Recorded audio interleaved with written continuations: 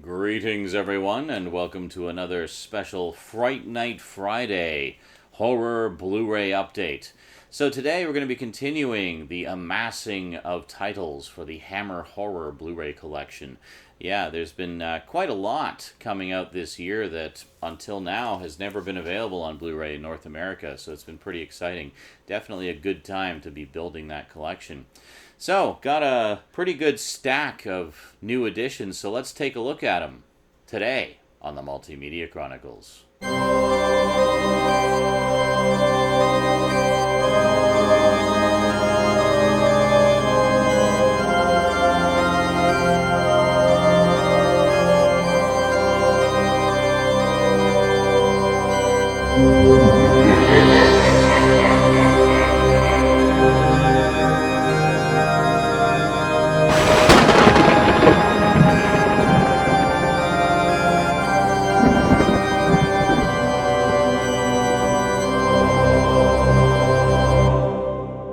Welcome back.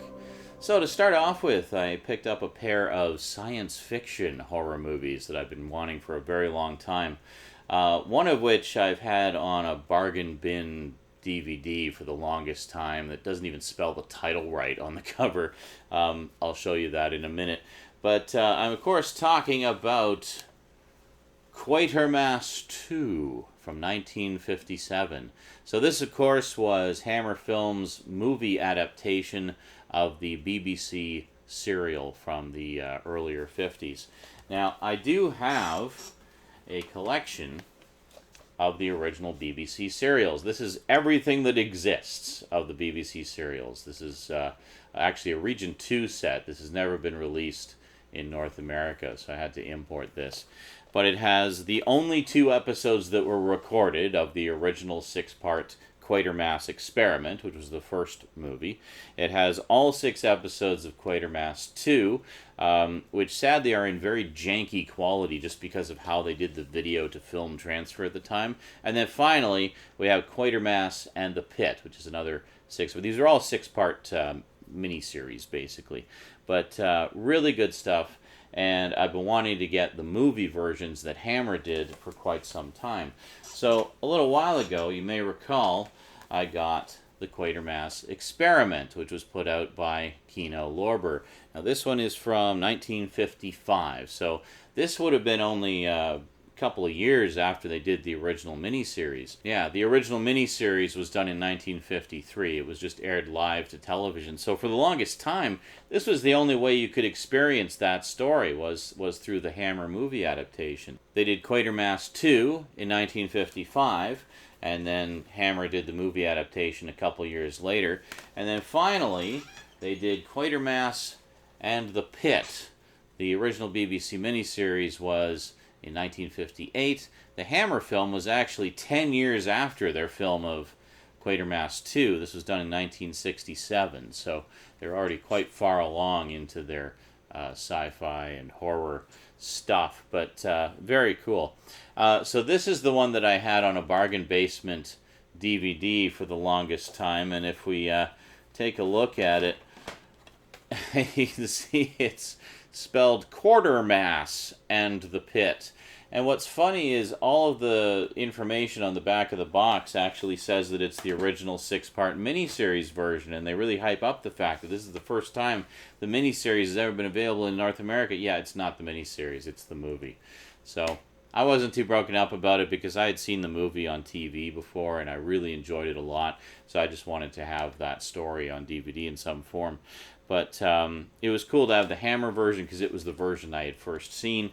But, you know, I was still curious about the miniseries. So it was nice to finally get that DVD collection of the miniseries. And I guess just to be thorough here, to show you the rest of the Quatermass collection, I also have this one, which is a 2005 remake of the original Quatermass Experiment miniseries. It's essentially done as about an hour and a half, I guess.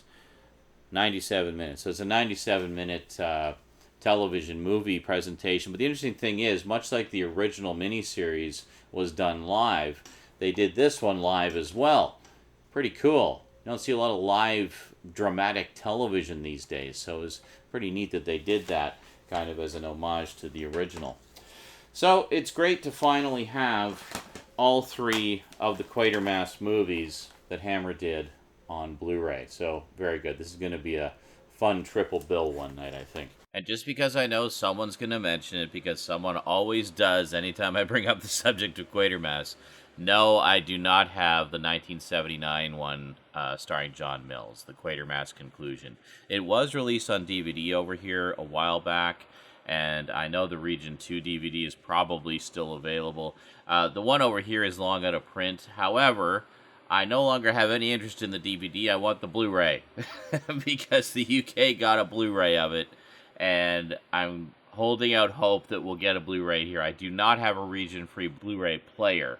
I can only play DVDs from other regions. So basically, yes, I know I could import the Blu-ray from the UK. However, I wouldn't be able to watch it, so there's no point. And I'm not going to be getting a region-free player anytime soon. It's just not in the budget. So just going to keep waiting and hoping for a domestic release. So next up, continuing on with the kind of classic monsters stuff that Hammer did, we have Taste the Blood of Dracula, which of course is one of their many Dracula films. I'm not sure off the top of my head which one this is in the series, but there's 9 Dracula films total. Anyway, this is one of them. So this was one of the ones that Warner had actually put out on DVD many years ago, and then a couple years ago they put it out on Blu-ray. So this is not a Warner Archive title, though. The later ones that they put out, like the more recent ones, have been put out through Warner Archive. This was actually a full commercial release. But I'd suggest grabbing this quick, because I think they're out of print now. So if you're looking to get these for your collection, grab them while you can. That always seems to be the way, isn't it? You collect these series of things, and then random entries in the series go out of print, and if you wait too long, you can't get all of them. So yeah. Anyway, next up we have The Mummy. Yeah, so Hammer did a total of 4 Mummy movies. Now, even though there was a pretty tight continuity with their Dracula and Frankenstein films, not so with The Mummy. The Mummy is actually all standalone films, so it doesn't really matter which order you watch them in. But pretty cool. This also features Christopher Lee as the Mummy. I haven't seen it, so I'm looking forward to checking it out. I definitely enjoy the old Universal Monsters Mummy movies. I've watched those quite a few times. Yeah, gotta love some Mummy action. Good stuff. And then next up we have another long unavailable entry in the Frankenstein series. We have Horror of Frankenstein. This is one of the later ones. This is actually from 1970. So I don't think this falls into the main continuity of the Frankenstein series. I think it's kind of a standalone one. My understanding is this is a little bit of a comedy, a little bit tongue-in-cheek. And interesting to note, it features Dave Prowse, Darth Vader himself, as the monster, and features a sexy young Kate O'Mara, who Doctor Who fans will of course know as the Rani. So yeah, pretty cool stuff. Looking forward to checking this one out. And then last, but most certainly not least, we have the long-awaited middle chapter of the so-called Karnstein Trilogy, Lust for a Vampire. Yeah, so this was the second of 3 films following the Karnstein family of vampires. It's based on the old story of Carmilla, the sort of female lesbian vampire. One of the earliest vampire stories ever, actually, Carmilla. So anyway, they did this trilogy of sort of light, erotic vampire films in the early 70s. This is when Hammer was kind of starting to struggle a little bit and trying to get more butts in seats. People weren't going to just the straight-up horror movies. They wanted things that were a little more racy. So they did this Karnstein trilogy. They did some other ones as well. But this is probably one of the most well-known series that they did of that type. So we have Lust for a Vampire. And I should mention, one of the reasons I've been wanting this one for so long is because I've had the other 2 movies in the trilogy for a very long time. We have Vampire Lovers, which is the first one, and Twins of Evil, which is the last one. So this was put out by Scream Factory. This one was put out by Synapse. And, yeah, and then Lust for a Vampire is put out by Scream Factory. So this is like the Hammer update of filling in gaps, I swear. So we finally have all 3 movies in the Karnstein trilogy on Blu-ray at last. So very, very nice. Really looking forward to, well, triple billing these as well. This will be a nice evening of erotic vampire thrills. And there we go. So there's all the stuff that I got this time around. So this actually represents a couple of months worth of amassing. I didn't want to do an update of just like 2 or 3 things, so I kind of let them pile up a little bit. I knew there was some of these titles were imminent in terms of when they were coming out. Like Horror of Frankenstein, I think, is the most recent one. It actually just came out maybe a week ago at the time that I'm filming this anyway. So quite a lot more Hammer titles coming out, in particular from Scream Factory. They just got a big stack of them, and they've been pumping them out like crazy all year.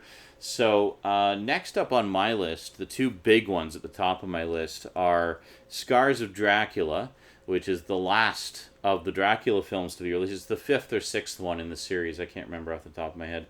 But it's the only one left as far as the ones we need on Blu-ray. So that'll be great to finally have that series complete. So then I'll have all 9 Dracula movies and be able to watch them all. That won't be one sitting. I'll probably split that up into a few viewings. And then we have Blood from the Mummy's Tomb, which means between the Warner, Scream Factory, and Mill Creek releases, we will have 3 of the 4 Mummy films. So there's just 1 more to go, and then we'll have all 4 of the Mummy films as well. In addition to that, Scream Factory is putting out a whole bunch of other ones as well. Another one I've got my eye on is The Abominable Snowman, which I think is from 1955, if I remember correctly.